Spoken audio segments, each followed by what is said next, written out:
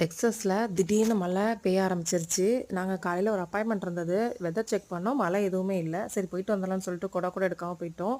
வெளியே வந்து பார்த்தா மழை பயங்கரமாக பெய்ய ஆரம்பிச்சது. அப்படி இப்படி தப்பிச்சு வீட்டுக்கு வந்தாச்சு. வீட்டுக்கு வந்து உட்காந்து பார்த்தீங்கன்னா சட சட சடன் பயங்கர சவுண்டு கேட்டு மழை பெஞ்சது. இந்த அளவுக்கு சத்தம் கேட்குதே அப்படின்னு சொல்லிட்டு நானும் விட்டுட்டேன். அப்புறம் எங்கள் வீட்டுக்காரர் தான் சொன்னாங்க ஐஸ் கட்டி மழை அப்படின்னு. அப்புறம் வேக வேகமாக ஃபோன் எடுத்துகிட்டு வெளியே போய் பார்த்தா பால்கனி ஃபுல்லாக ஐஸ் கட்டி குட்டி குட்டியாக விழுந்துருந்துச்சு. எனக்கே ரொம்ப ஆச்சரியமாக இருந்தது. இங்கே வெதர் பார்த்திங்கன்னா டெக்ஸஸில் ப்ரிடிக்ட் பண்ணவே முடியல. திடீர்னு வெயில் அடிக்குது, திடீர்னு அப்படியே என்ன சொல்கிறது ரொம்ப லோவாக போகுது, குளிருது. சுத்தமாக கணிக்கவே முடியல.